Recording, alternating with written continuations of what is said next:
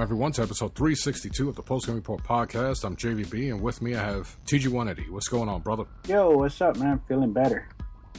It's good news, man. It's good news. So, did you have any surgeries or? No, the original surgery that I was supposed to have, I have to wait another week before they can clear me, because when you have, high blood sugar, they gotta make sure everything's good before they can put you under the knife.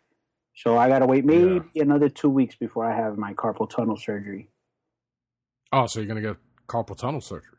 Yeah, because I got that from work. So that's why I'm out. Yeah, I haven't worked since June. I've been off. Wow, nice. And I mean, damn, bro, it's good, but it's bad because I haven't got really paid, and the season's coming around where you go broke. So yeah, that's true. I was out. What, 17 weeks from work because of my thumb. Damn. It gets messed up. It gets frustrating after a while. Oh yeah, especially like I was just saying before, I'm looking at getting a 4K TV, man. I think I got the itch. It's time to get one. I'll tell you what.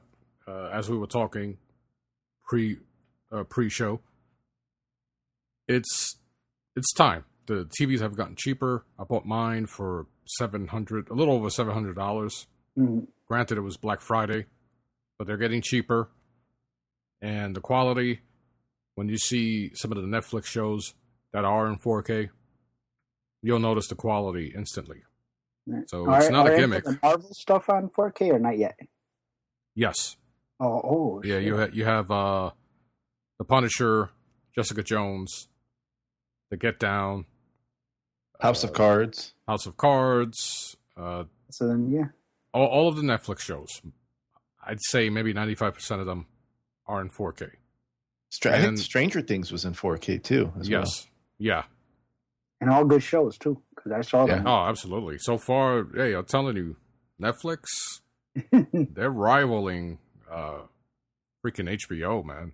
When it comes to new shows, I think a little bit better because HBO has what do they have left? Game of Thrones, pretty much. Well, The Night Of is pretty good. I'm watching that one. Mm-hmm. And then they have Ballers with the Ballers is pretty good. Yeah, I like that one. I like it, but it's a half hour. It's too quick.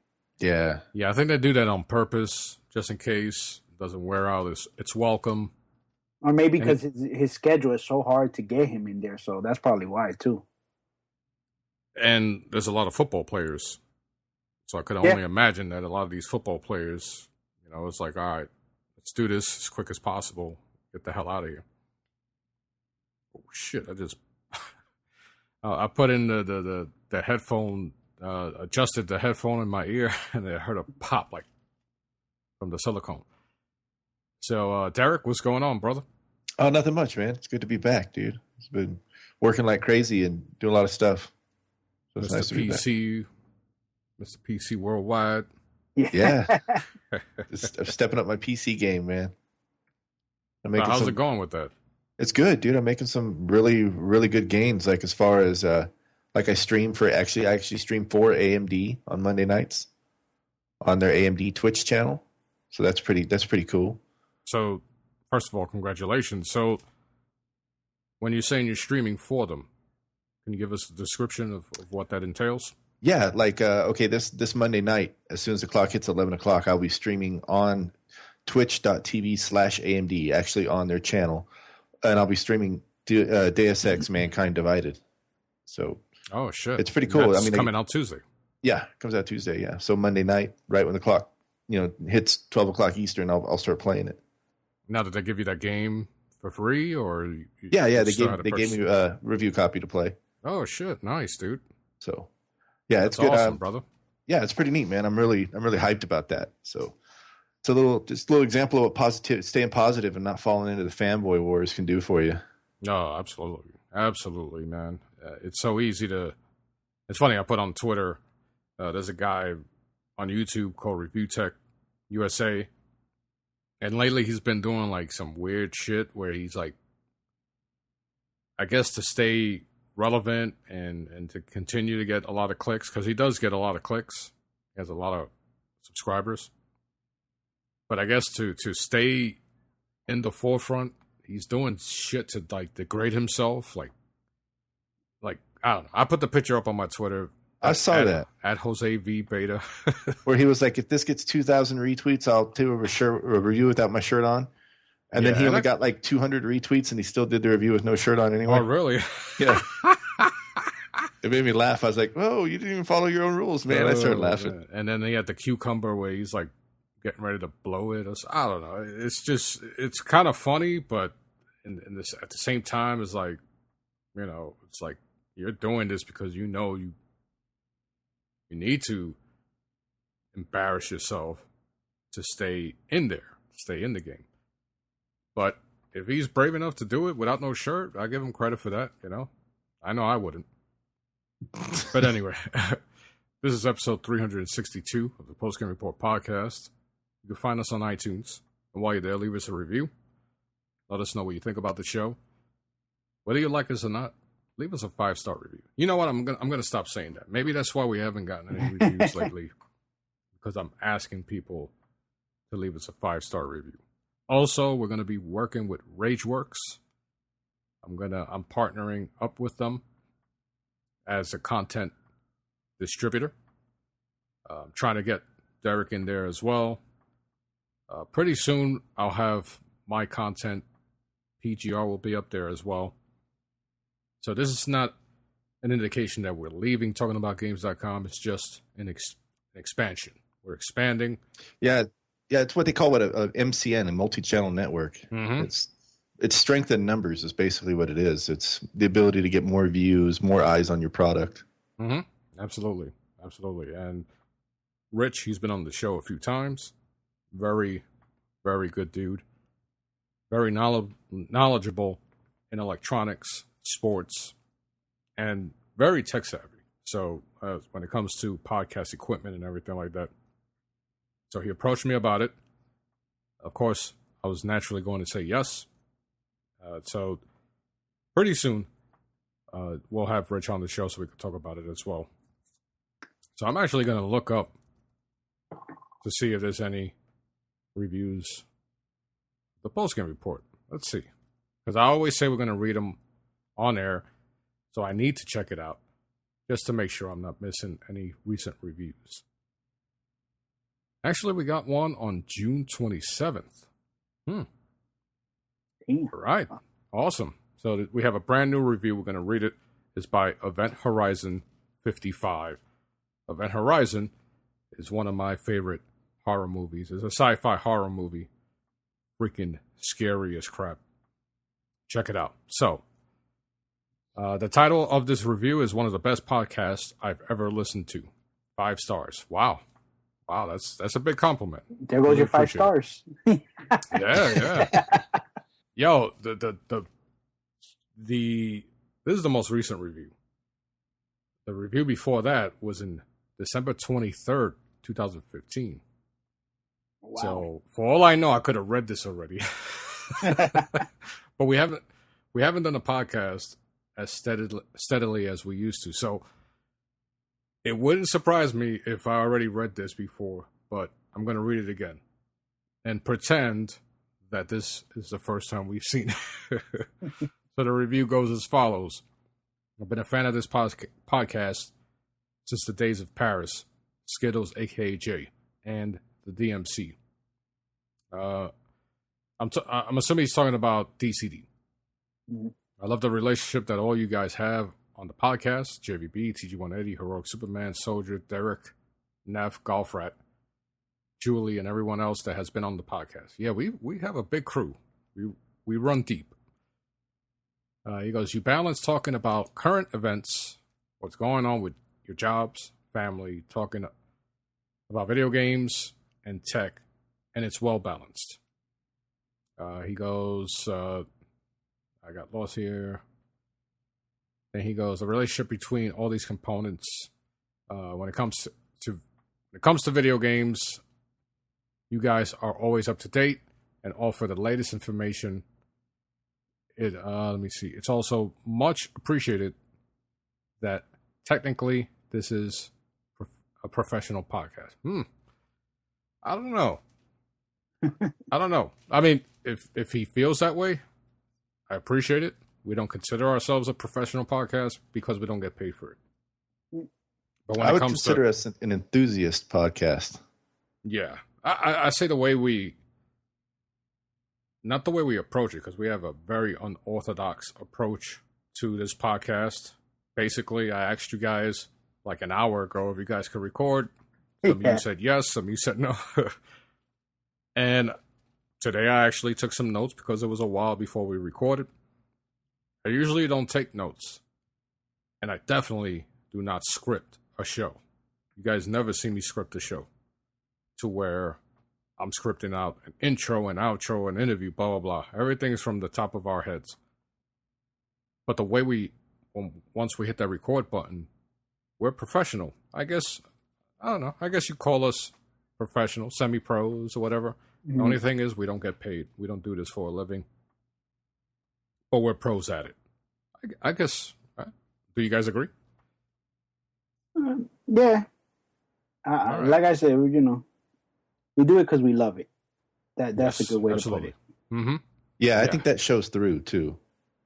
Yes. So when you love doing something, it's going to sound great, no matter how you approach it. And as I stated, we're very unorthodox. I don't think many podcasts could survive as long as we have by doing it the way we have. And maybe that's why we survived for so long, because it doesn't get boring. At least to me. I don't know about you guys, so I don't want to speak for you guys. I know sometimes we rag on your nose, Eddie, and you leave. And so to continue with the review, he goes, always sounds great, equalized, and just an overall good podcast.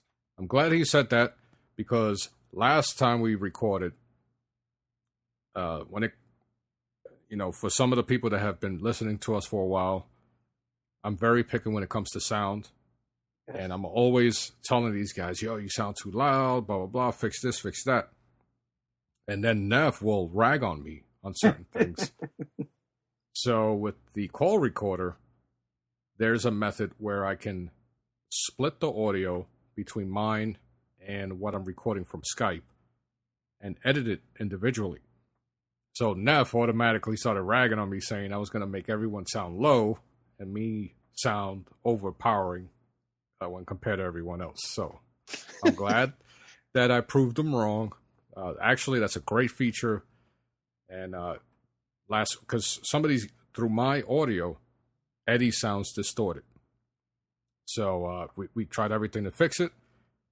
And unfortunately, I got to do it through editing, and it makes it a whole lot easier when I can separate the audio. So thank you for that.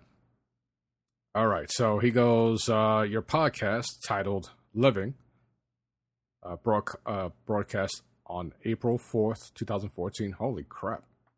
Is probably the single most hilarious thing I've ever heard.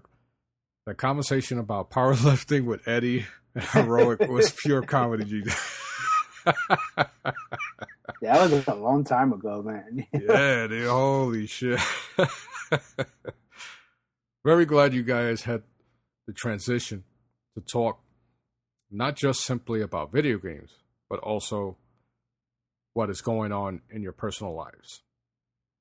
In that regard, we'd like to include our audience because I feel that those who have stuck around for so long, like Event Horizon 55, I feel we build a relationship, a trust, and if we have something to share, I'm very comfortable with sharing it. Of course, we're not going to share everything, but those moments like you and Heroic powerlifting, that was something that maybe 99% of video game podcasts would feel like, oh, we can't do that. That's not professional. So I guess that's what makes us unique. We don't try to force shit on people. Mm-hmm. We talk to each other as if we're talking to each other in person. So I'm glad he felt that, by the way. We're almost done here. He goes, this factor is personally very entertaining to me because it also speaks about things that I care about and things that I'm going through. Family issues, kids, bills, and all that kind of stuff. So I really appreciate you guys very much. Awesome, man. Thank you very much. He goes, I never review podcasts, but I just thought that you guys should know that you have a lot of fans. We don't call you guys fans. We call you guys listeners, friends. But I'm glad he knows something we don't. But hey, just the fact that he left us a review, that means a lot. He goes, I try to tell all my friends about you guys, so I just thought you guys should know about that. Wishing you guys success in all that you do going forward. Awesome, man. Truly appreciate it, Event Horizon 55. And once again, this was in June 27th of this year, and I didn't read it until now. So it's not that I ignored you. I'm going to actually send you a thank you on Twitter as well and let you know that we just read it on episode 362. So, guys, if you want to have your own review read on the Post Game Report, go to iTunes and let us know what you think.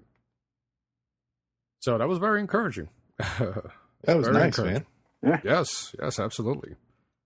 And I hate reading things that I don't look over. So in that regard, I've gotten a whole lot better and not screwing things up. So let's start off with Sony. Coming in a few weeks, there's going to be a Sony event. You're going or no? September 9th or September 6th in New York. I haven't gotten an invitation, but I do appreciate the fact that freaking SpongeBobbies and Derek and a few other people were retweeting my tweet to Shuhei. So I truly appreciate it. Hey, we even got some developers, man, actual game developers to tweet it and say, get it done. I was surprised. I was like, holy shit. But New York City is going to be a big announcement. And as we know, in New York City, that's where they revealed the PlayStation 4. Maybe we get the announcement of the PlayStation Neo, which is currently the code word for PlayStation 4.5. Who the hell knows? So what do you guys think? Derek, do you think this is what it's going to be? Yeah, because, I mean, they've already hyped up PSVR as much as they're going to hype it. You know, even though the reveal, you know, the release is coming soon, I don't think they're going to hype that. They can't really hype it too much more than, or they've already said.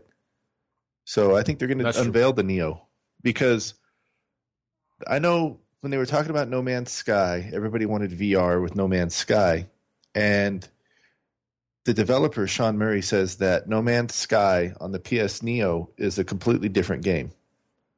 So that would be to me that it's going to be VR eventually on the Neo only, probably. So my guess is they're going to have the Neo unveil, because you can't, if you want that next level experience, you're going to have the Neo with the PSVR. As someone who's currently playing No Man's Sky, would you agree with that statement? Yeah, on the PC it runs great. I mean, with some tweaks and some fixes, it runs really good. With VR, it'd be pretty amazing, yeah. So you're currently playing it in a spec-wise, in a very similar spectrum. Yeah, I mean, granted, that would be available on a Neo or Xbox Scorpio or Scorpion, whatever the hell. Yeah, granted, the game needs some optimization, and that they're working on that, but the graphics on it are amazing, man. Especially when you turn them up high. Like, I've seen some 4K on there, and it's pretty beautiful. All right, we're gonna get to No Man's Sky in a bit. So, Eddie, what do you think this event is for? It has to be for the Neo, because, you know, they did announce it at E3, you know, but they said that it'll be talked, you know, down the future. So you figure if it's not here, all you have left is the PlayStation Experience, and I don't think they're going to show it at PlayStation Experience. If anything, they might have it there for people to try it out for PlayStation Experience. So I'm thinking it has to be this one.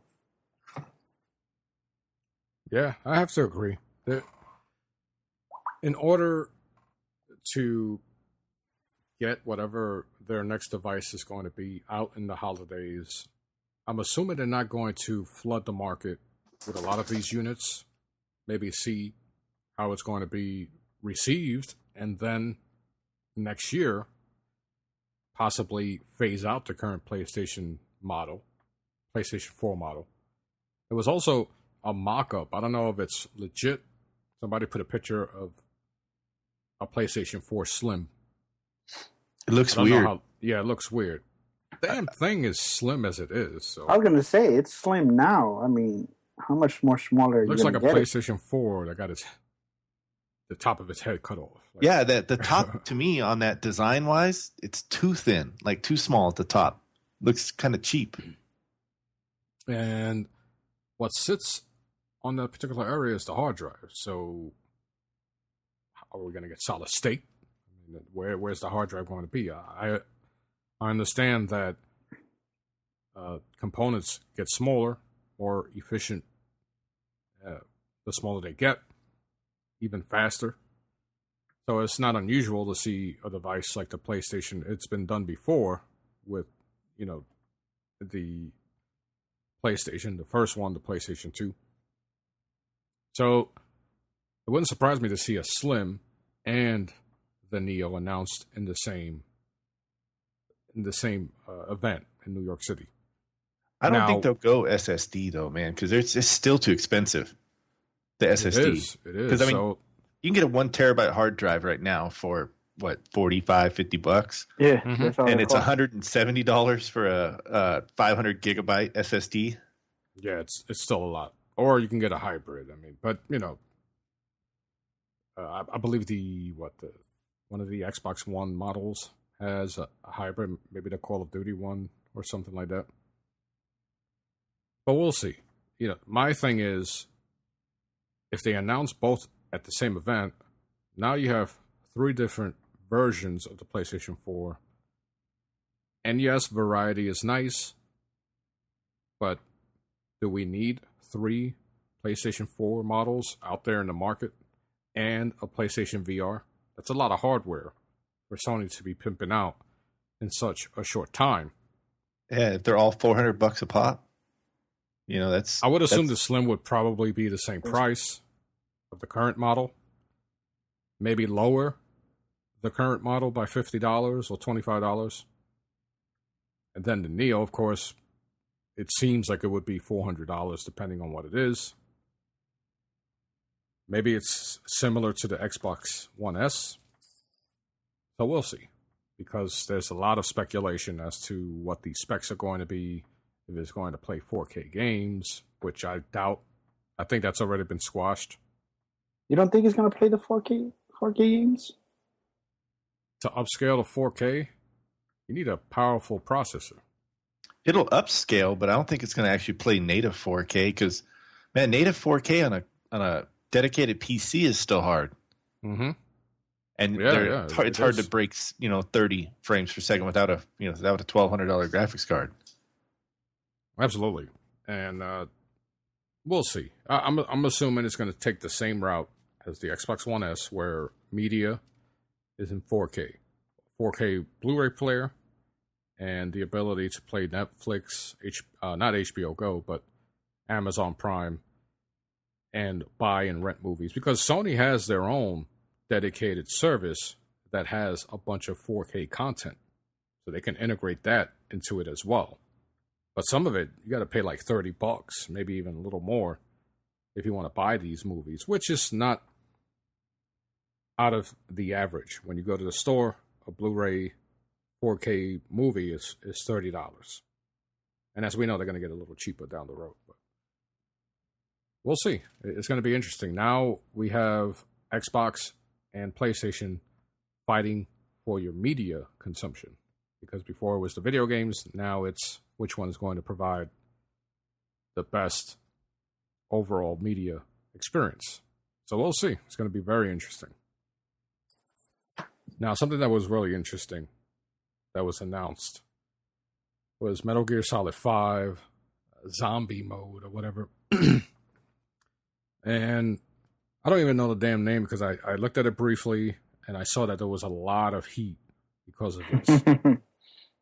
Eddie, you have the full name of this? Wasn't it Survivor? Survival? Survival or something like that.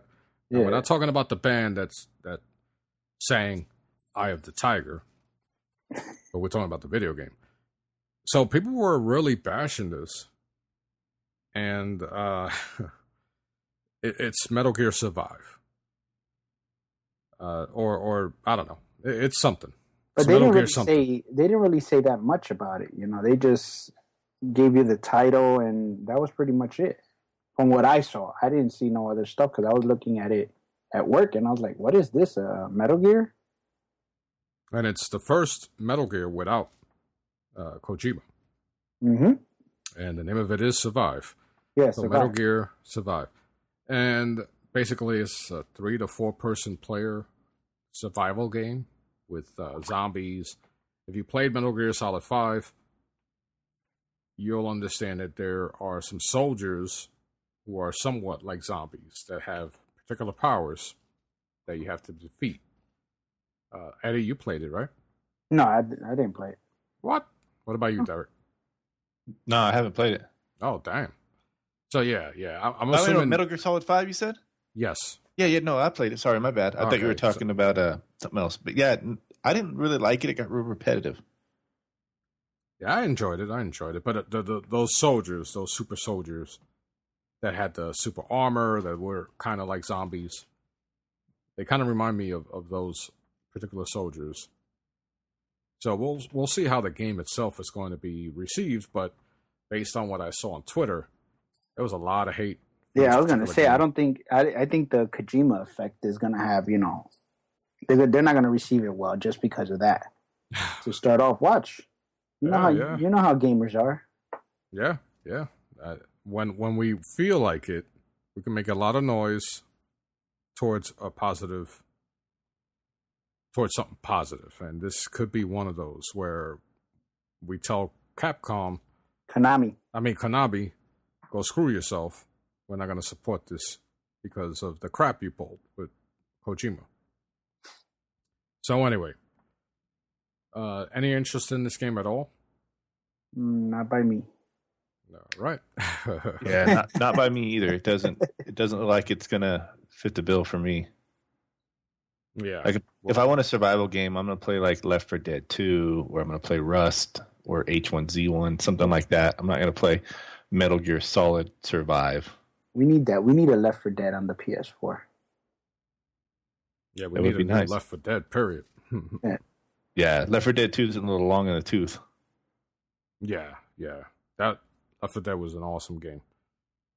I've heard rumors that Valve is waiting for VR to unveil Half-Life 3 and Left 4 Dead 3. Yeah, but I mean, Half-Life, we've been waiting for like ever. I know. That's Duke Nukem territory. Yeah. But I mean, if both, can you imagine like a Half-Life 3 or a Left 4 Dead 3 in VR? How awesome that would be! I know I'd get sick from the motion sickness. Half-Life 2 got me sick on PC. It was too damn fast, and you know when you were indoors, it felt very claustrophobic. So we'll see about that one from a personal level. So this weekend, and I believe next weekend, there was a Titanfall 2 stress test on the Xbox Live and PlayStation Network. Mm-hmm. I was able to get my hands on the stress test and play one game. Eddie, you played it a little more than I have. Yeah, I've been playing it since Friday. And we both were basically impressed. This particular stress test already looks better than Titanfall 1. I mean, there's an obvious difference when you pop in Titanfall 1 on the Xbox One and Titanfall 2 stress tests. I'm assuming regardless of which console it's on. Now, Eddie, you brought up a good point. There are going to be a lot of people out there who are going to say, oh, you like this game because it's on the PlayStation 4. Yep. That's the first thing I said when I turned it on and I started playing like for an hour. I was like, you know what? This game is pretty good. I'm kind of liking it. I was like, you know what that means? Once people start saying, oh, it's a decent game, I want to get, oh, you're only getting it because it was on PS4. You know, back then you didn't want to play it. Now you want to play it. Yeah, gamers. Well, I don't know. Eddie, did you play it on the Xbox One? Yeah. This was one of the last games I think I played before I got rid of it. Yeah. And I know Derek played it. I played it. I played it both on the 360 and the Xbox One. I think we played together, too, if I'm not mistaken. I think we did. As a matter of fact, I think all of us on PGR played Titanfall. Mm-hmm. So we all had an interest in Titanfall. Remember how hyped up when the first one got? I mean, right from the get go. As soon as it was shown on E3, it was the best game of the generation.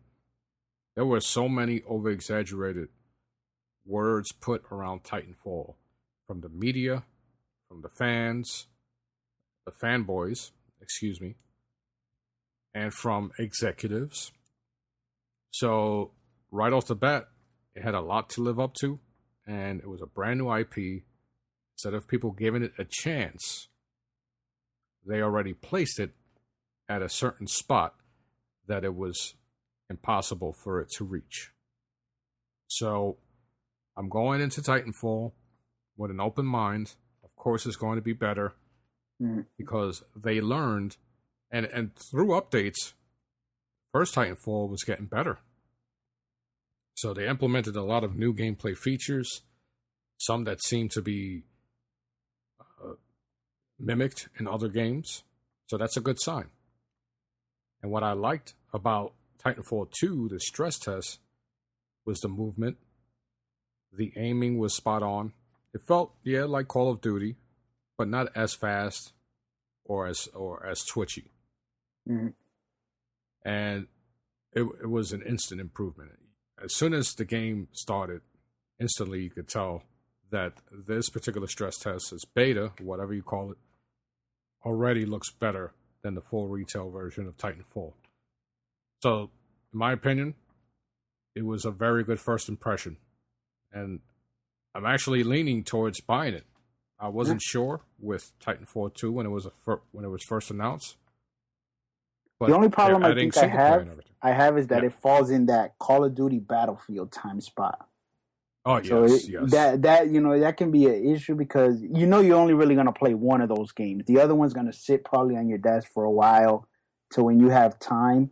So that's my biggest thing. It's like we all know when Black Friday rolls around, half of these games you get a nice discount. So it's either buy the ones you're going to play now and then save the ones that you want to play for Black Friday. That's the way I've been doing it every year. Because, I figured it out. I'm like, I get one shooter. I'm going to stick to that shooter for like 4 or 5 months. The other game is just going to sit there. Well, definitely the Black Friday deals. A lot of the EA games, they get heavily discounted. So that's Battlefield and that's Titanfall. So you might be able to wait for those two games. Call of Duty looked freaking hot at E3. Oh, I already pre-ordered my Call of Duty, but and I'm only getting it to play Call of Duty 4. I mean Call of Duty 4. And let's not discount PlayStation VR. That's $400.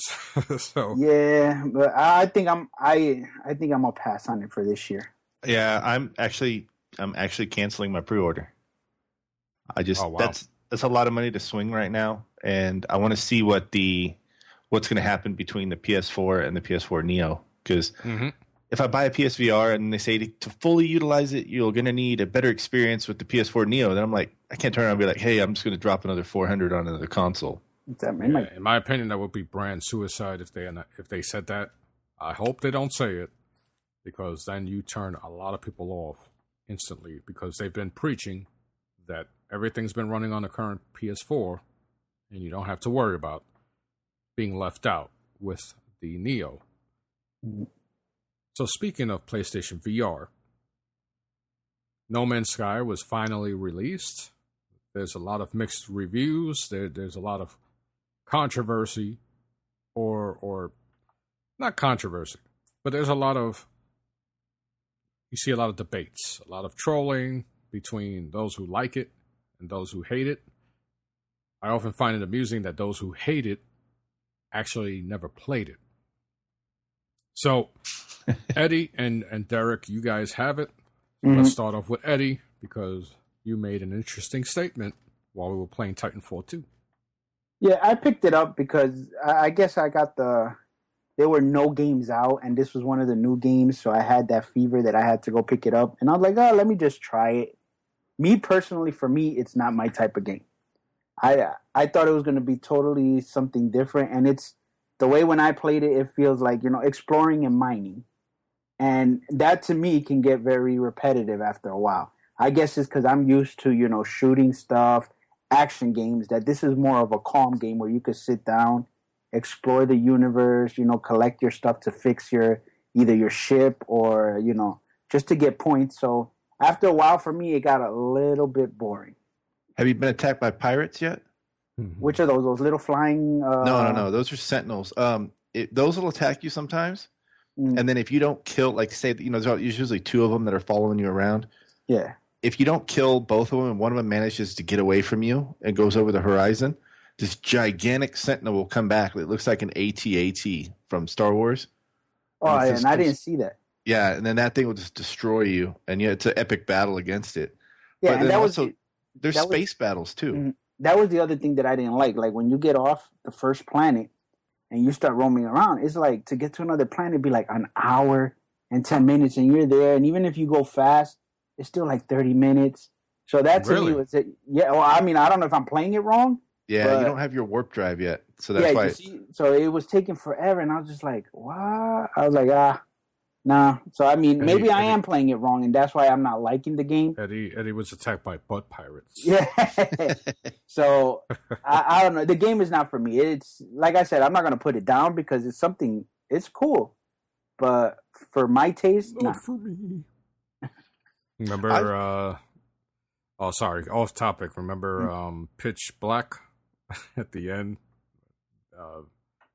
Vin Diesel was like, "Not for me, not for me." When the girl got taken away by one of those monsters. I don't know. Did you guys even see Pitch Black? No, I just remember him sitting in the cockpit all the time with little eyeballs that would go, little glasses that would go silver, and then back and forth.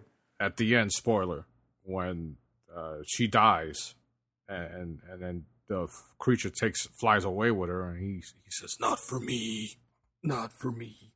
I was like, oh, okay. Anyway, like it seems, and Derek, you can correct me if I'm wrong. It seems from the feedback that No Man's Sky was a game, number one, that wasn't going to hold your hand. Number two, it left it up to the player to determine what type of game they were going to play. Yep. And number three, it is, because it's still in the market, it is the type of game that it's left up to you how much work you're willing to put into it. It's not going to give you that instant gratification where you pick up. This is all, I haven't played it yet. I haven't bought it yet because I just haven't had time to really play a lot of games. But it seems like you said, Eddie, it's a type of game you can chill. That's the current mood I'm in. So if this is going to allow me to chill, go to a planet, do a lot of things, and then 2 weeks, 3 weeks, whatever, I go back, do the same thing, I might be okay with that. So am I wrong in just assuming that, Derek? I'm sure you have a different experience than Eddie does. Well, I mean, it's like what you said. It's how you make the game, how you want the game to be is how it will be. Like I like finding the different animals. And you can name everything, right? And you can name it and upload it, and you get credits for it. Mm-hmm. And now, say somebody else finds that planet, and they find that tree or that animal that you named, they see what you named it. And it says discovered by so-and-so, and it'll have your name on there, which is pretty cool. So whatever you name it, it's there for eternity in the game. Like somebody can't come through and rename it. If I call that the pickle tree, then somebody's going to come through and be like, "Yo, that's a pickle tree." And then that's what it is. But now, Tony, who's been on the show, Rami Death, he loves this game. It seems like he loves it. He's always posting pictures on Twitter. Yeah, I don't know. It's pretty chill at times because you can explore and check stuff out, and it's really easy to get like lost in caves because there are some humongous cave systems on there. But what also is cool is I didn't know this is you can use a grenade launcher and actually blow holes in the mountain, so you can plow your way through the side of a mountain, kind of like Minecraft. Or if you're stuck underground, you can just blow your way out going up, to get out of there. And there are space pirates, so when you're in space, they will attack you, and they'll scan and see that you have goods on your ship, and they'll try to attack you, and you have to defend yourself. And there's just, I think the exploration part's pretty cool, and there's more stuff coming. Like they're going to do, buildable bases and stuff like that, more ships, all kinds of stuff. And people were so hard on it when it launched. They have to remember this is a game made by 12 people. 12 total. Or I think it's 15.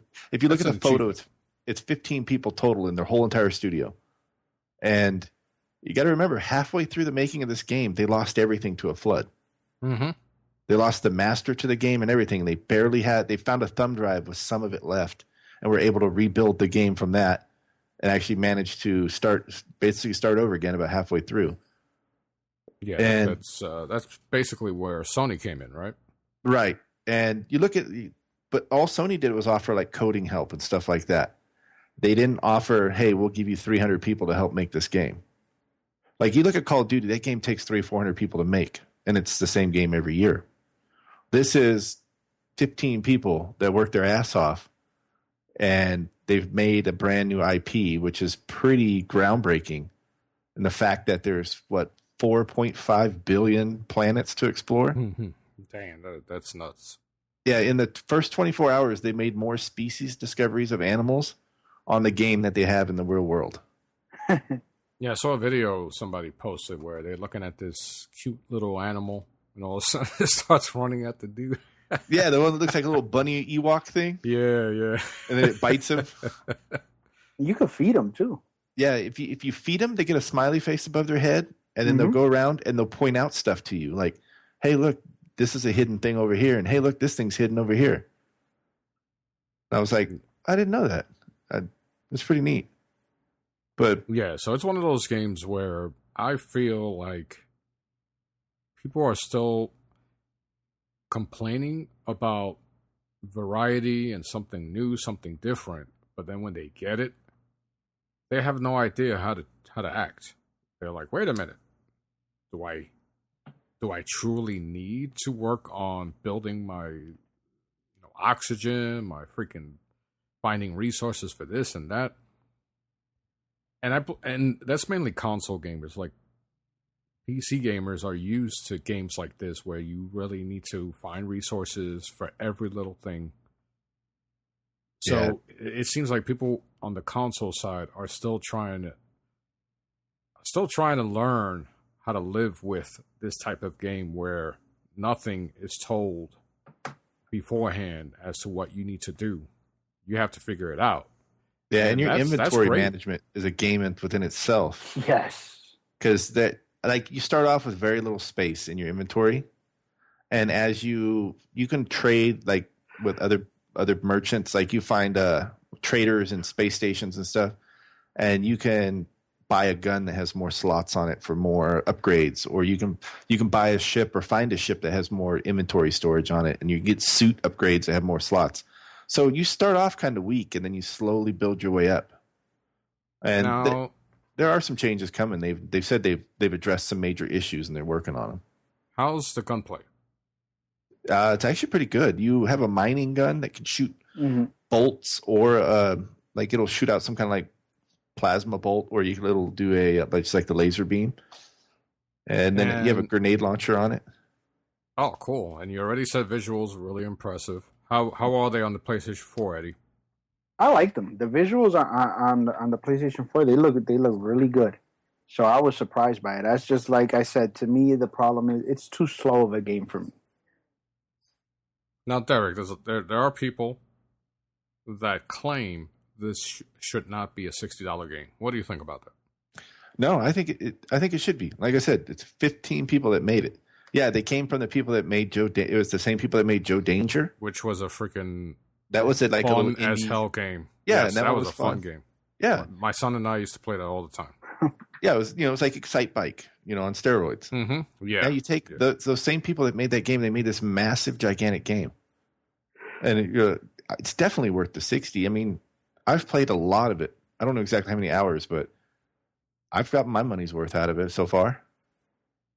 Hey, we played we paid $60 or more for games that were garbage, quote unquote, AAA budget video games that didn't turn out to have the same replay value as No Man's Sky, regardless of what you might say. And even though I don't own it, I know already that the replay value is unlimited, basically. Yeah. So just for that, $60, yes, I believe it's worth $60 if you're going to get that type of replay value. Now it's up to you to determine if it's the type of game you're willing to play over and over again. Yeah, you look at I'm sure you've seen that little clip that ran around on Twitter where it starts off with the Jurassic Park music, and then the guy's standing there, and it's the E3 reveal, and it's all the spaceship and all the dinosaurs. Oh, yeah. And then it cuts to real launch day, and it's like a real jacked up looking monster, and the graphics suck, and it's just real shitty music. Mm-hmm. There are planets that look like that because they're barren, dead planets. But then I've landed on planets that have jungles all over them, and they're just full of animals everywhere, and they look exactly like that E3 reveal. So there's really? variety in the game, yeah. And people won't put that, of course. They won't put that. Maybe you should put a video or on Twitter. Well, I have that beta. I streamed it the other night playing. When I played on the AMD channel the other night, I was streaming No Man's Sky. Which is that's right. I forgot you have it on PC. Yeah, and on PC you can unlock the frame rate and put it to max, and I'm getting around 83 frames per second. Damn. It'll drop down when the planets are loading, as you're flying low over the surface and it's streaming all that in. It'll drop down to about 45.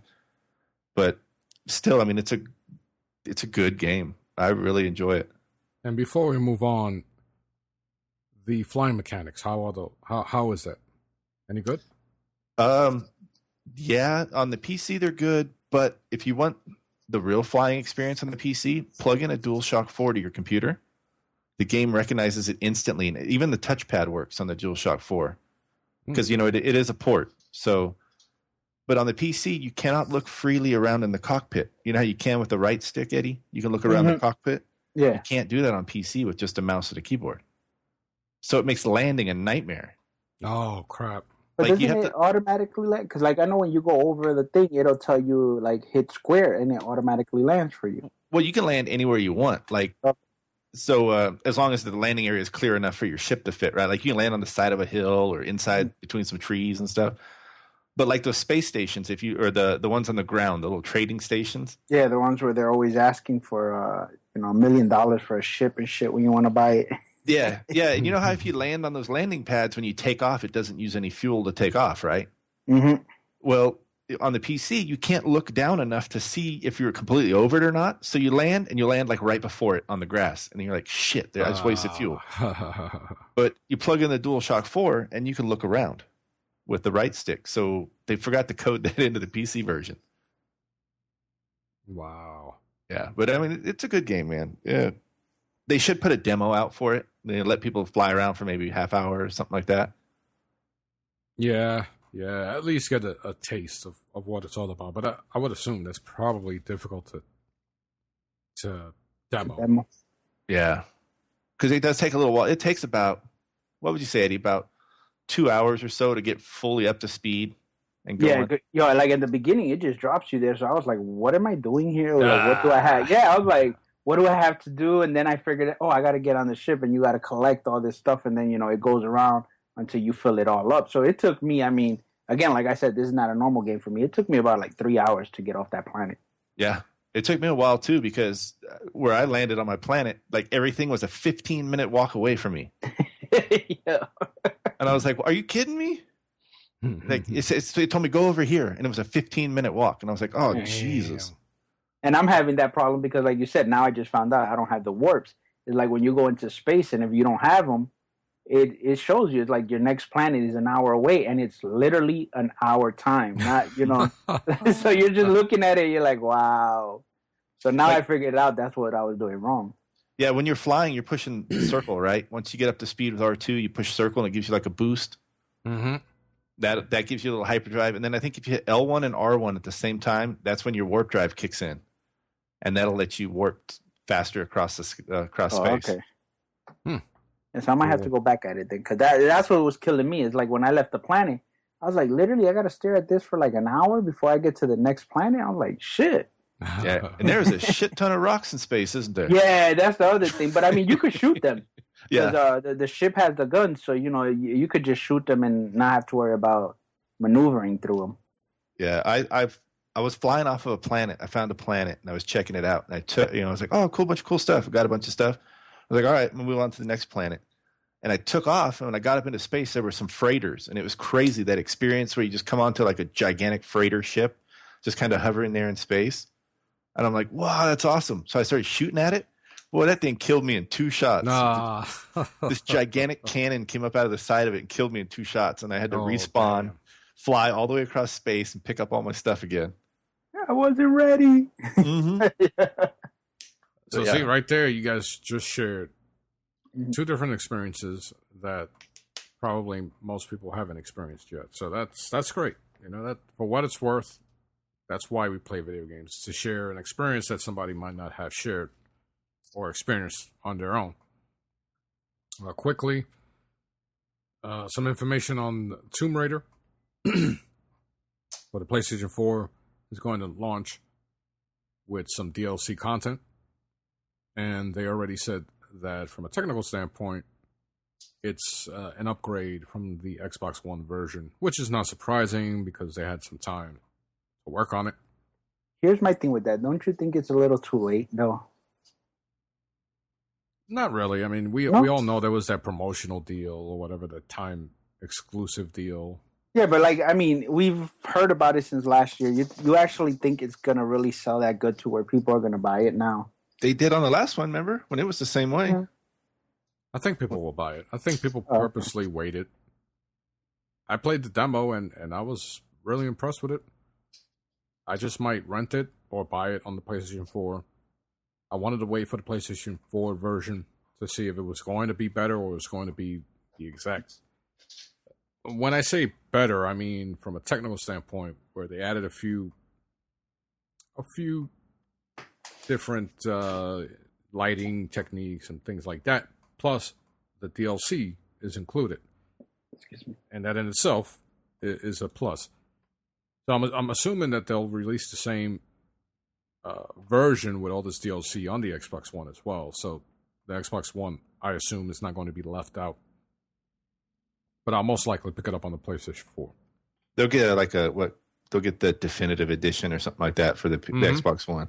Yes. I heard there's PSVR content for it too on the PS4. Yeah, that you can look through a mansion or something like that. Yeah. Speaking of VR, Drive Club, they showed some videos of Drive Club in VR. So that's going to be interesting to see how different the racing experience is going to be. Yeah, I want to see what Sony said, that they're not against letting people use the PSVR on the computer. So I want to see how that pans out too before I buy one. That'll be perfect for you. Oh, yeah, because then I That could would use it on sell. both. Yeah. It would sell a lot more, that's for sure. Mm-hmm. Speaking of selling and numbers and moving units, last month, the Xbox One was the top-selling home console in America. And, of course, in typical Xbox fashion or Microsoft fashion, Aaron Greenberg came out and said it's great to be back on top. So instead of staying humble and just saying something like, hey, great job, we did it this month, blah, blah, blah, he basically mimicked what the fanatics would say, which is scary because it's somewhat feeding that whole console war mentality. So I always called him a frat boy, and that was a typical frat boy statement. We're back on top, yeah. Even though the 3DS outsold the PlayStation 4 and Xbox One. So technically they weren't on top. So Man, that 3DS just prints money. yeah. Hey, for what it's worth. And then Nintendo, they're smart because they come out with so many like versions of it. different iterations, yep. You're like, here's this Pokemon one, here's this Sailor Moon one. Sailor Moon, yeah. What's crazy is like when people my 3DS died. Well, it's time to get another one. Instead of being like, oh, my 3DS died. Guess that's it. No, these people are like, I'm going to get another one. I'm like, Yeah. damn. Yep. Hey, that's the sign of a dedicated user base and a sign that Nintendo, they have that market on lock and they continue to succeed. Yep. And that's why they take chances with their home consoles. And I know Soldier bought an Xbox One S. I know you guys didn't. No. I bought the controller because I needed one. My computer's an Xbox One S. Yeah, basically. And so I have the white Xbox One S controller. Has a nice texture at the back. I made a review on my YouTube channel, Joe Beta. And I was very worried about the D-pad, and the D-pad works. It's crazy that I had to buy a third controller to get a D-pad that works as it should. Instead of buying a $150 Xbox One controller. You know, so that thing's sold like crazy too. I can't believe that. Yeah. And for what it is, $150 is cheaper than what's that called? Scuf brand? A Scuf, yeah. So it's cheaper. So it has that going for it. And you can use it on PC. So there's some benefits to it. But one thing I have to say after playing Titanfall 2 on the PlayStation 4, another thing I instantly noticed was that I didn't have to deal with dead zones on my controller. I played Halo last week, Halo 5, excuse me. Played Halo 5 on the Xbox One, and it was amazing how much I had to struggle with the controls. Like, the dead zones are ridiculous. Like, it's noticeable after you come back, at least for me, coming back to the Xbox One. I haven't played anything from a first-person perspective in a while. I played Inside, which was a great game, which actually is coming out on the PS4 sometime soon, I guess. And so it's been a while since I played a first-person shooter on the Xbox One. And I started playing Halo 5. Oh my God. I had to keep lowering the sensitivity of my controller to about 3 or something like that, because it was ridiculous how I wanted to be precise. And I was battling these. And Derek, you talked about this.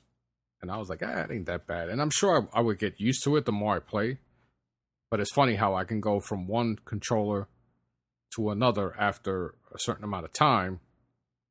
And you see the difference. Yes, absolutely, instantly. And it's like, holy shit, this is ridiculous. So I know a lot of people bought the Elite controller because of that. I'm not going to spend $150 on a controller because of a design flaw. It's not my responsibility to spend money to get an experience that is already available on another controller. So it's disappointing. If anyone has an Xbox One, I'm sure you guys might. Well, I doubt it. If you didn't pick up an Xbox One S, you're probably not going to pick one up. But I'm interested if anybody else had that experience where they stood away from a first-person shooter on the Xbox One for a while and returned after playing on PS4 and noticed the difference. Because even Golfer, I used to talk about dead zones. Yeah, they're bad on the Xbox controller, and there's no way to adjust them either. It's ridiculous, man.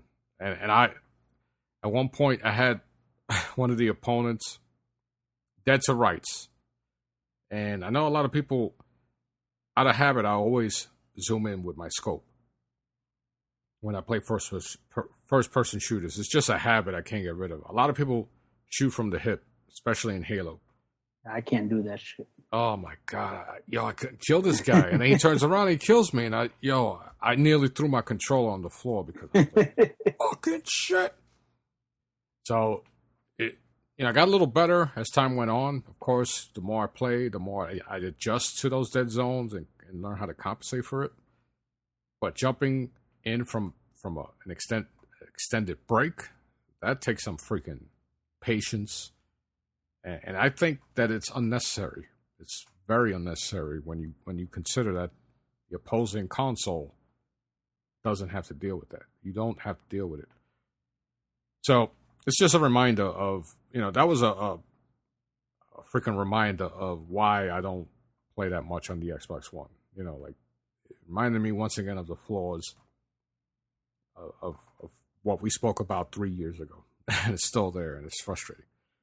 But the controller itself, Xbox One S controller, feels nice. D-pad works. So I know a lot of people were like, nope, D-pad doesn't. But for me, it works. So I'm very happy about that. But quickly, what games are you going to pick up this coming fall? Because there are so many. I mean, even Mafia 3, Tomb Raider. Mafia 3 looks good. Yeah, I've been staying away from it because it's a story-driven game. I don't want to mess anything up. I've just seen little bits and pieces here and there, but like I love Mafia and Mafia 2. Those are some of my favorite games. Like I'm in the current process of replaying Mafia 2 right now. Oh, nice. And that game still holds up, man, graphics-wise and gameplay-wise.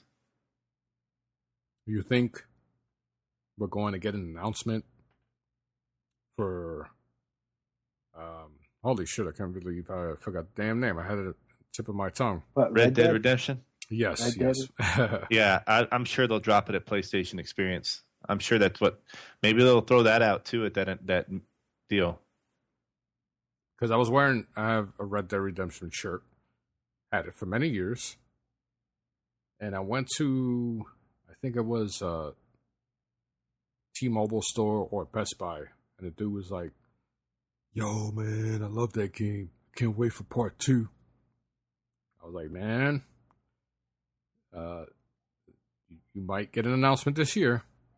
So it was good to see that somebody who was a fan of the game was actually looking forward to it. I think they're going to pull the Fallout 4. They're going to be like, yo, here's the game, and it's available next month. I was going to say tomorrow. Yo, Fallout 4 was like, know, the right? game, the game will be out in 4 weeks. Wasn't that what it was? Or 2 weeks or something like that when Fallout 4? So they're like, yo, here's the game, and blah, blah, blah, and it'll be out soon. I think it was Yeah, they announced during it. the fall or something. Yeah, it was at it was the day before E3, and then it came out in November. Yeah. Right. Yeah. So that's my guess is they'll say something like that, like, yo, this is that, and boom, here it is. I bet it's a lot farther along than people think. If they were to do that, that would be freaking astronomical. The internet would break. Probably a good thing, too. But quickly, let's talk about some TV and movies. Suicide Squad. Did you both see it? I know Yes. Eddie, you did, right? I did. I haven't seen it yet. Okay. How'd you like it, Eddie? To me, I liked it more than Batman versus Superman. I'm gonna tell you, a lot of people that I talked to, like, oh, you crazy? There's no way. I enjoyed this one. I don't know if because I like Harley Quinn and I like how they did her story, so I was very happy with Harley that. Quinn fan. Yeah, so I'm very happy on the way they did her story. The Joker, like I said, it's a different take. We're not gonna have the same one, and I guess everybody was thinking that, oh, this is gonna be like like the old Joker that we have. No, every Joker that's been played on movies has a different spin. Mm-hmm. Yeah, so Jason Todd. Yeah. So I mean, I enjoyed it. Like I said, I enjoyed it more than Batman versus Superman. All right. Yeah, I enjoyed it. It was very good. And the only thing that bothered me was some of the music choices that popped up out of nowhere. felt unnecessary. Like Baby Got Back. Yeah, or come baby, come baby, baby, come, come. Like, what? Why do you gotta throw this in there? But give it. I don't know what they were trying to do with it, but I don't know. Like Guess Who's Back? The Slim Shady song. I'm like, all right, I'm singing along with it, but did we need that while they were changing? And I guess they probably wanted to amp you up, because some of those songs amp you up, Mm-hmm. Like, oh, we can get amped up into the movie and stuff like that. I just felt it was out of place. I was like, I could do without that. But there were some dark tones, there were some comedy, action galore, and I had no problem with Jared Leto as Joker. To me, he was the creepiest Joker on screen yet. Creepy as fuck. And you know who surprised me? Will Smith. Yeah. I was very surprised by that. And he's a good actor, so I'm not surprised, but I was a little worried. Like the last couple movies he's done have been like, eh. Yeah. But I was a little worried. I was like, all right, it's going to be Deadshot. And not to spoil anything for Derek, but there was, because I stood away from this movie before it was launched. I didn't want to know anything. And my son was like, Dad, I know two spoilers that are going to, two things are going to happen. I'm like, I don't want to hear it, dude. I was like, stop spoiling it for yourself. Yeah, he does that to himself, but he still wanted to see it. And it's a part with Deadshot, with him and his daughter, that I was like, yo! So it was good to see. I definitely recommend it. I know some people didn't like it, but that's not unexpected. You know, that's not unexpected because it's, yeah, like you said, Eddie, it freaking, a lot of people saw this movie. So it seems like it's cool to look for something to criticize. And it's really annoying. It's really annoying. So people don't take it for what it is. It's a fucking comic book movie. Exactly. It's a movie based on comics. I mean, yep. The first explosion and the first time somebody takes off and flies away, you're like, you can't compare it to any other movie. Oh, dude. You know? Batman vs. Superman, you have Batman and Superman fighting. That in itself, seeing that on screen, is something that, as a kid, we always wanted to see, and here it is. So, for what it is, you have to give it its due. You have to say, holy shit. When you think about it and you take your freaking critique hat off, or your critic hat off, you're like, holy shit, this is Superman and Batman beating each other up. Or there's another Joker or Harley Quinn, which is the first time we've seen her on screen. And and she was amazing. Robbie was amazing as Harley Quinn. I can't see nobody else playing her. No, I mean, sure. And I love Harley. And yeah, you're a big Harley Quinn fan. I gotta say, she nailed it. And when you can, like Jack Nicholson, holy shit, what's his name? Who was in Dark Knight? Holy crap! Oh, Brokeback Mountain guy. Yeah, Heath Ledger. Heath Ledger, yeah. And Jared Leto. All three Jokers. You forgot who the hell was playing these Jokers. Mm-hmm. He does not look like Jared Leto at all. Jared Leto went the extreme in trying to stay in character. So did Heath Ledger. So I know somebody was complaining like, yo, why does he have a grill, platinum teeth? And I'm like, different. Don't you read the comics? Batman knocked his fucking teeth off. So that's, in the comics, that's what happened. They don't show it in the movie, but people are like, why he has a grill on? And why is he gangster? Blah, blah. Like, dude. If you read the recent comics, he took his face off. Exactly. So it's like, we're going to get, maybe one day we'll get that Joker, and that'll be cool. That would be freaking psychotic, bro. Well, William Dafoe signed on for a role in the Justice League movie. Yeah. And if you look, dude, he looks a hell of a lot like the Joker, dude. Oh, yeah. I remember he was rumored to be a Joker at one point. And if they're really fleshing out the whole Jason Todd Red Hood storyline, that would fit in. So yeah, I can't wait to see that, if that ever happens, the Jason Todd story arc. I'm going Thursday to meet Scott Snyder, so that's going to be pretty cool. Sweet. Yeah. Awesome, dude. Take pictures. I am. I'm getting his signature and everything because my comic book store is having him come there, and all you had to do was buy the All-Star Batman #1 that came out last week, and you get the signature. So they're not even charging you to meet him. It's only $4.99. Nice, man. Just pick that up on my add it to my collection. I have the Reborn series for Batman so far. I have them all. I mean, I'm not gonna read them all, but I bought every Reborn series #1 just to have them and put them away. Yeah. Oh, but you bought them physically. Yes. Oh, okay. Nice. I have them digitally. I'm sad. My comic book store is closing. Oh, shit. We have a chain of stores in Texas and some other states called Hastings. Mm-hmm. And they have you can go in there. They used to rent movies. It was kind of like a Blockbuster, an FYE or anything like that, or like Suncoast Pictures. Remember those? Yeah. It's like that. And you go in there, get Funko Pops, and they had books on one whole side. And it was like a Barnes and Noble, and that was where I'd get all my new releases. And now they're closing down. I'm like, damn, ain't nowhere else in town to get comics. Yeah, I got a couple. Mine, the one that I was going to close, but I still have like 3 more around here, and if I ever want, I could always go to the city. Yep. Don't you go to Town Comics? Don't you go to Jay and Silent Bob's Secret Stash? Yeah, but that one's like a little further. So only when I'm in that area, I'll stop. Like I have my comic book set one that's by my house. You know, so everything that comes out, they already put it to the side. I don't have to go every week. I could go once a month and pick them up. Jay and Silent Bob, I go maybe at least once a month, and I'll pick like certain things that they don't have. He might have it over there, and I'll pick those things up. Or like Walt and Brian and all them there? Yeah, during the week. On the weekends, they don't work. Yeah. But they're there normal, you know, not all 4 of them, but like you'll always have 2 different ones, you know, Monday through Friday, unless they're at shows or anything. And, you know, they're very cool. You know, I've a lot of people say different, but I've gone in there, I've asked them, I've taken pictures, and, you know, they're very cool about it. They don't care. I heard about your shoulder blocking prowess. Yeah, you knock old ladies down to get the comics. Yeah, like this is the month where they record, so it's a little hectic to go there.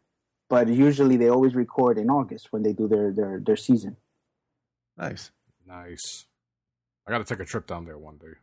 Yeah, you gotta let me know. Yeah. So, quickly, we spoke about Netflix, The Get Down. Did anybody watch that? I want to start watching it. I'm watching it, and I gotta ask you a question. I was gonna ask you and Neff. Yo, that's how it really was in the 70s? Oh, yes. Oh, okay. Yes. I was just thinking because, you know, I wasn't part of that era. So, but to me, I was like, yo, was it really like this? I mean, I like the series. The series is very good. But I wanted to ask you or Neff about it. I was like, yo, I got to talk to them to see if, is that how it really was in the 70s back then? Yep. You're talking about the buildings, the fires. Yeah, the fires like that. Yeah, because I thought that was like a little blown out of proportion. I'm like, yo, are they just hyping it up? No. Because, you know, everything's burning. Everything's to the ground. The streets look like shit. Yeah, dude.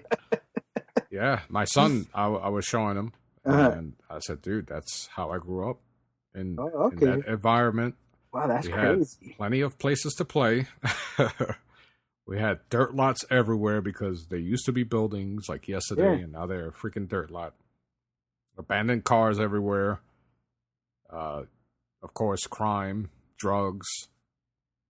But it was a different time because this is also, if you ever watch a documentation or a documentary called The Bronx is Burning, The Get Down kind of took what that documentary was showing and made it into a Netflix series. Mm-hmm. And that talks about how the gangs were created, and they all had, if you ever watched The Warriors, you fully understood how if you were from Coney Island, you couldn't go to Bed-Stuy. If you were from, you know, the South Bronx, you couldn't go to the North Side. You know, every neighborhood had a gang, and you had to watch where you were from. And then little by little, as the gangs deteriorated, and they became, you know, they had a peace treaty, and they went from segregating themselves to a certain area to now getting to know what used to be a rival. A lot of these people were like, yo, we have so much in common. And a lot of it was music. So you started getting these rap groups that were forming, and some of them were from a different part of town. Like the Sugar Hill Gang? Yeah. Sugar Hill and the freaking Houdini and all that. So you also had relationships building, you know, male and female, because you couldn't talk to a girl who was from another block. But then it went from, if they had disagreements, it went from fighting to battling out, either in a rap battle or in a breakdance battle or a DJ battle. Mm-hmm. So that's how that whole culture was formed. And all the, you see a lot of the gear was also formed because gangs were used to having an insignia of some sort or a color scheme to represent them. Like me, we used to have beads, and the beads had a color scheme, and that was your crew. And if you saw a dude wearing beads and you saw the colors, you're like, oh shit, he's from blah, blah, blah. If they were huge, you instantly knew where they were from. So It went from having beads. It went from having the belt buckle with your name on it or your crew's name on it. Even the style, like guys from Queens dressed a lot like LL Cool J. Guys from the Bronx dressed a certain way. So that's how it went from having a uniform for your gang to having an outfit, a wardrobe. It went from a uniform to a wardrobe and a style. And, you watch it. The Bronx is Burning. It talks about that whole shit. It's on Netflix. And they even showed the blackout of 76 in the Get Down. And that, I remember, I was approaching 5 when that happened.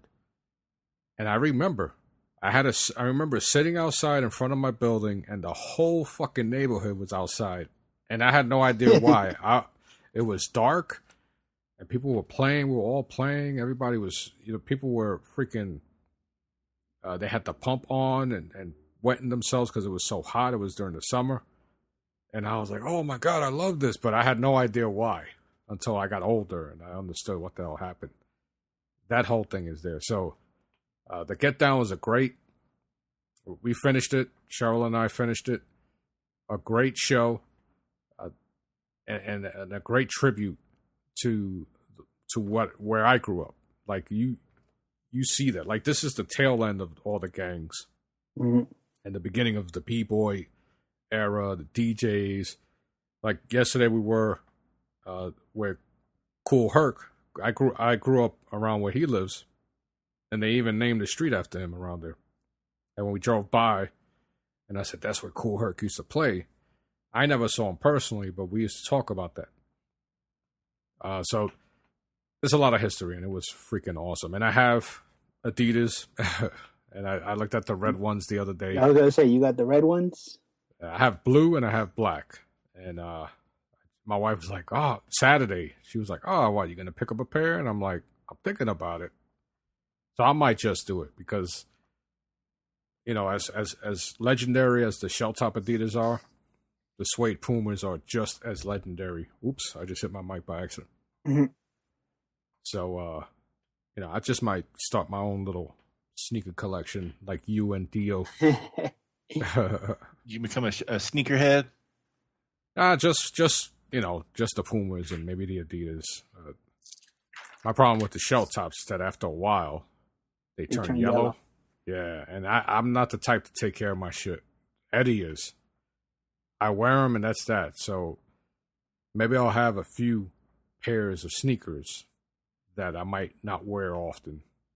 Like my black and white ones, I don't wear too often.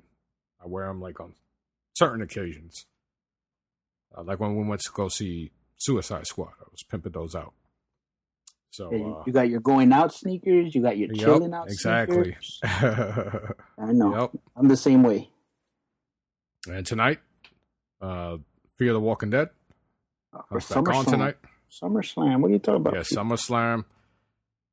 And of course, the night of, which it's on HBO. Really good series. Very intriguing, very suspenseful. There's a lot of really great TV out there if you look for it.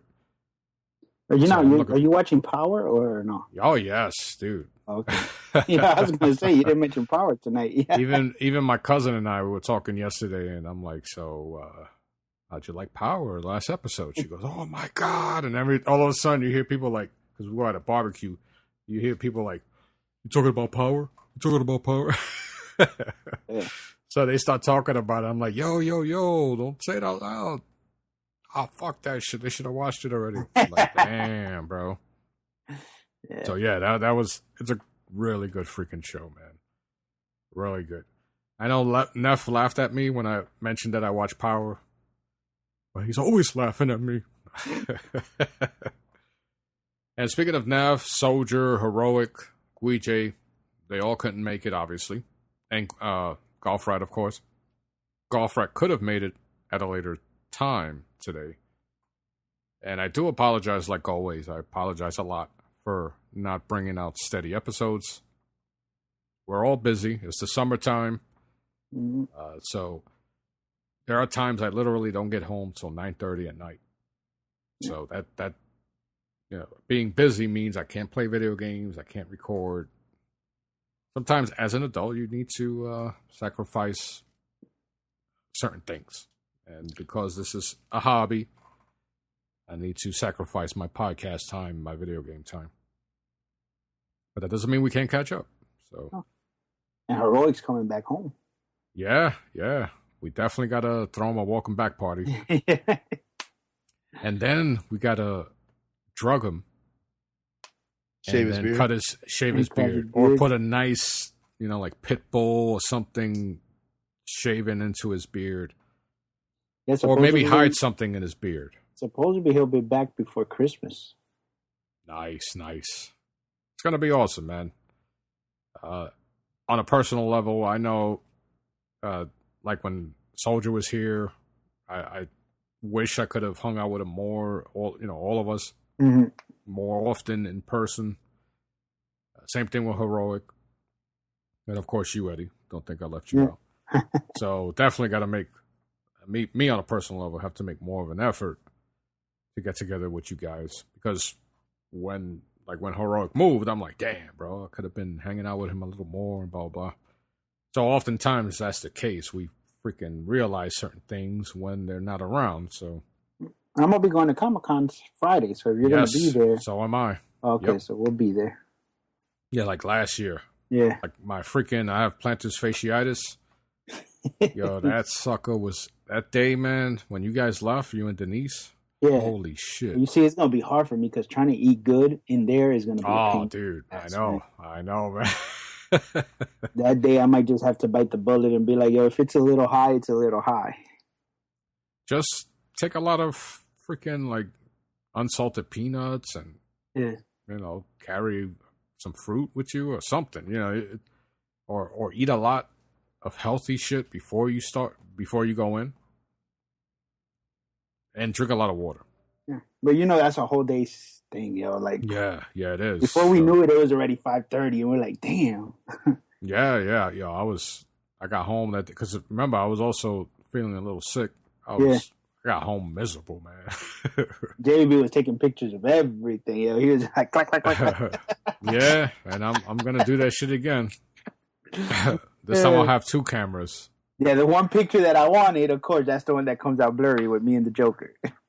Yeah, dude. Yeah, I was pissed off, but hey, through practice and experience, hopefully I can prevent that from fucking shots up. And because last year I working on exposure and blah, blah, blah. Some of them were too freaking overexposed and some were underexposed. And I'm like, shit, that was a great shot. And I fucked it up. Yeah, so I'll be ready. I'll be ready. Is that true? You going getting a note? Oh, yeah, man. What made you switch over? Yeah. I saw that. I was like, no, he didn't. He went right to Android. Yeah. Well, my 6S, no, I don't have a 6S Plus. My 6 Plus, my iPhone, screen got destroyed. So I've been using an old Android that I had. Actually, it was Cheryl's old S3. Wow. And had to reacquaint myself with Android. And I told myself I'm going to wait because my contract is up next month. I was like, I'm going to wait. By then, Apple will have their event, blah, blah, blah. Then I started seeing these mock-ups. And I'm like, oh, sorry, I keep hitting my freaking pop filter. I'm like, if these are the same freaking mock-ups that were going around when the new design for the I almost said Xbox 6 for the when the iPhone was going to be revealed, the iPhone 6. So you can kind of trust them that they're somewhat close. And as much as I love the aluminum body style of the iPhone, from a bezel, from bezels that, supposedly it might have a capacitive home button, so you might not have a physical home button anymore. So that might lessen the bezel, but you still need that fingerprint scanner there. So I felt like, and there's rumors that the iPhone 8 is going to have the big revamp because it's going to fall within their anniversary. I forgot if it's 20, it can't be 20 years, but if it's 15 years or something like that, or 10 years, something like that. So that's going, the rumor is that on their anniversary year, that's when we're going to see the big revamp. So I saw the Note 7. I really didn't pay attention to it, but I saw when they revealed it, I saw, some videos, and I'm like, holy shit, that looks like it has no bezel. And I have a thing about bezels. And so I saw it in person because my son was getting, we told my son we'll get him the Note 7 when it's released and blah, blah, blah, because he loves to draw on his phone.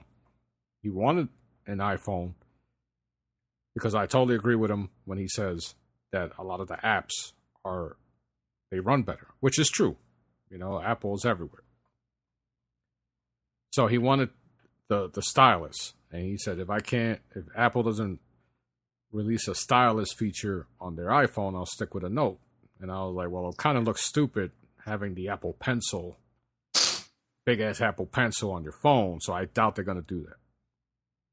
So when I pre-ordered his phone and I saw it in person, I saw the black. I was like, holy shit, this shit is sexy as hell. Like the curves make it look like there's no bezel, just the top and the bottom. And so I was like, this is what I want my iPhone to look like. So I was like, you know what? Because we switched over to T-Mobile. Mm-hmm. I was like, you know what? I have the ability that after a year and I pay up to 50% of the phone, I can trade it in and they'll give me the rest of the money. They'll pay for the other half of the phone and allow me to upgrade to another phone. With AT&T? No, with T-Mobile. With AT&T, you can do that, I believe, if you put down a deposit.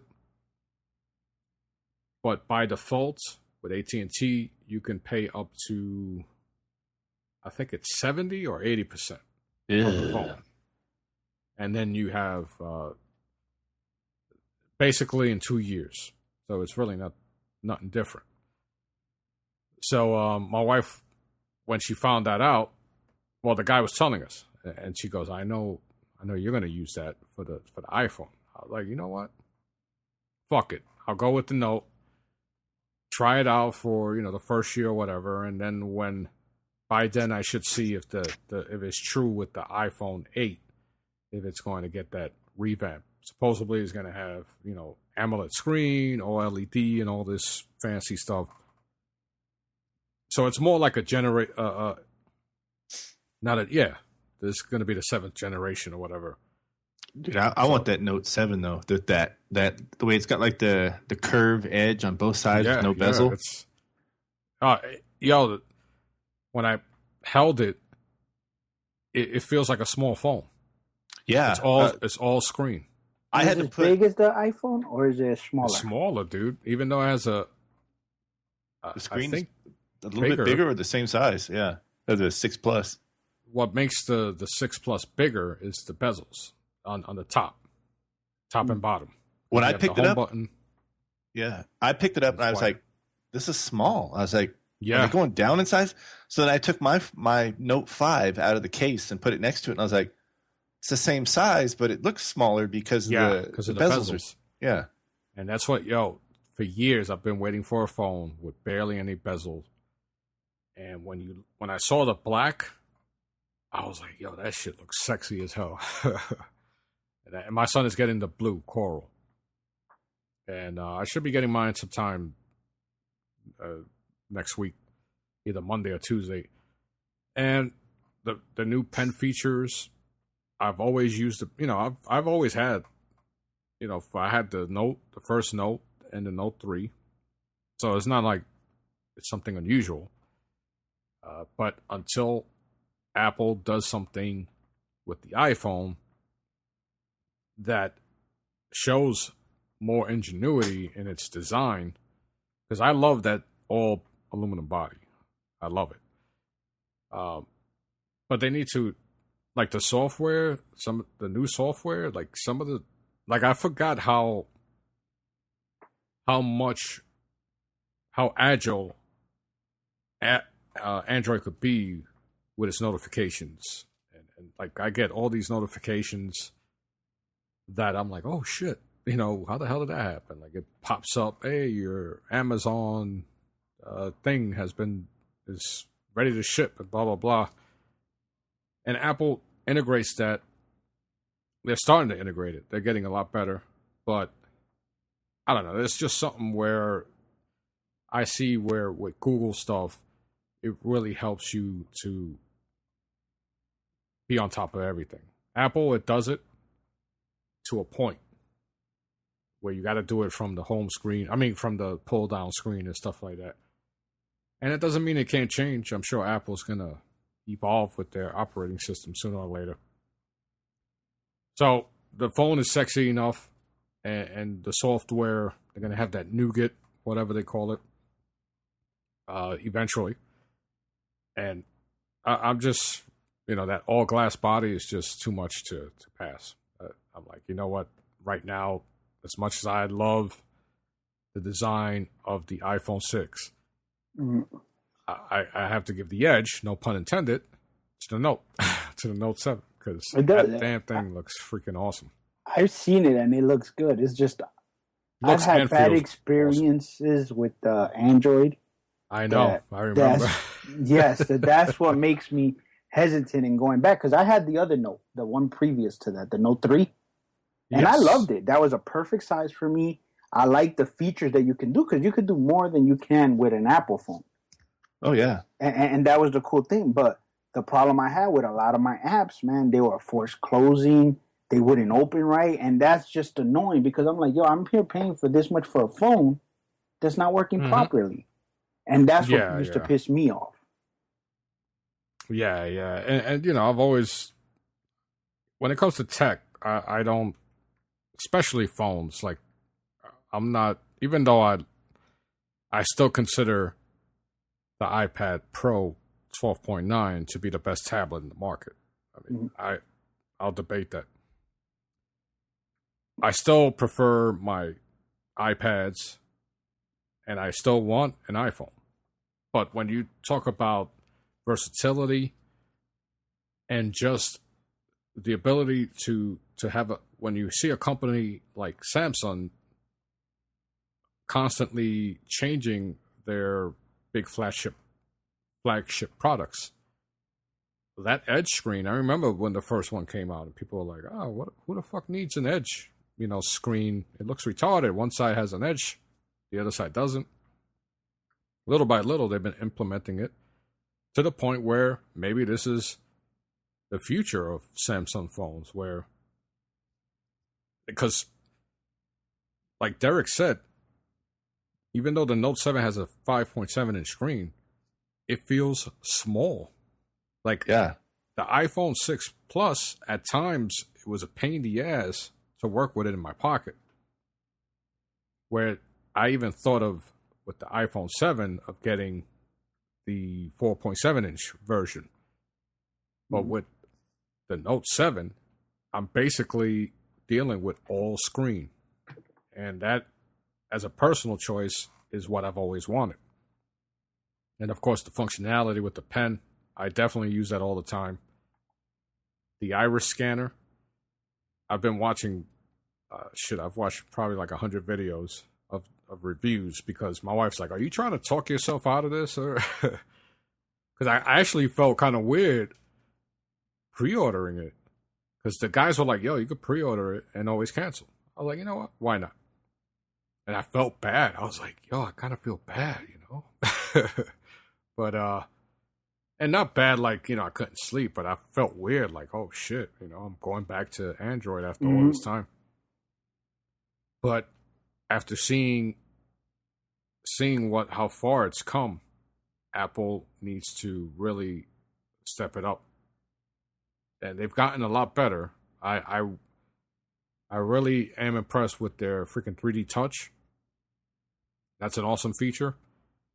But what bothered me was that with the iPhone 6 Plus, they didn't really do anything to distinguish it from the iPhone 6. It was just a bigger version of the iPhone 6, and that pissed me off. Whereas when you see a Note, you're going to get features that are strictly on the Note series, not something that you'll find in every other version of Samsung phones. And that's what I miss. Even with the iPad Pro 12-point-inch version, there aren't things that are specific to its size. And that's something that Apple doesn't take advantage of, but Samsung does. So I'm looking forward to the 7. Who knows? Maybe it blows me away. At least I have the option to pay, a portion of it and then upgrade. So with T-Mobile, I have a little more flexibility, and that's why I was like, all right. It just everything seems to line up to where I should get the Note. And from what I'm reading, all the reviews, all the videos, people are touting it as the phone to beat this year. So we'll see, because I've always loved what the Note was able to do that no other phone could do. So it's interesting to go back, but I'm getting used to it again. And my wife even upgraded her phone. She has the LG V10, and that's bigger than it's about the same size as the 6 Plus. But the camera is like ridiculous. Like, it gives you full manual controls for video and photos. Not that she's ever going to take advantage of it, but she saw the screen and she's like, "Oh, I like that screen." So I was like, all right, So there's so much variety out there that, once in a while we get caught up on brands. Same shit with video games. Mm-hmm. So, I consider iPhones to be similar to home consoles, where we know we're getting a closed system that just works. And Android is like having a PC. You can work with it and do shit that you can't do on consoles. Like I turned off the animations on my phone, following a tip from Unbox Therapy. Yeah, and it sped up my phone like if I touch something, boom, it's instantly open. There's no more animations. Yeah, there's no more fading, and it doesn't. Oh, take you didn't forever. know that? Oh shit! No. I always do that to all my phones. Yeah, I didn't know you that. You turn on the animation time, and it feels like a faster phone. Yeah, I just turned it off completely. So now, as soon as I could touch an icon, boom, it's instantly open. Boom. Yep. Yeah, all those same thing on the PC. Yeah, just get in that developer options and get in there. Yeah. Well, hopefully those of you listening on PGR learned something new. Mm-hmm. And I can't wait to get my phone. I have 2 cases for it already. I'm going to do a video. Yeah. Then you got to let me know and see if I'm going to make the jump or not. Yeah, I saw a few of my friends already have theirs, and I'm like, motherfuckers. Yeah, I definitely want to go Note 7 as well. Dude, the camera on this Note 5 is just insane, too. Yeah, it is. It is. And last year, a lot of magazines, a lot of websites, they voted this S7 Edge as the top phone, the phone to beat when it came to overall performance camera. So the Note 7 has a lot of the hardware specs, even the camera of the 7 Edge, but it has some extra things like the HDR screen and blah, blah, blah, features on the screen. So I can't wait. It's going to be an exciting time for me. Yeah, can't wait. 4K with HDR. Yep. That's awesome. And being able to record 4K with HDR as well. Yeah. And unfortunately, a lot of us need the TV to utilize that. But, hey, it's there, and that's what you want. You want features that are there for future use. But quickly, we're going to break out. I know Eddie said he has to leave. So that's indication that we have to leave as well. So before we leave, I want to thank once again Event Horizon 55 for the review. It was very encouraging. I appreciate it. And once again, if you want to leave a review of your own and you want us to read it on the next PGR, head over to iTunes, type in Post Game Report, and let us know what you think. We'll read it, good or bad. And as always, you can head over to talkingaboutgames.com. And as I stated, I'll have Rich on from RageWorks. We'll talk about our new partnership. So make sure you check that out. And don't forget to check out Derek's YouTube channel. Why don't you let everybody know where they can find you? I have a YouTube channel. It's Got Tech Reviews.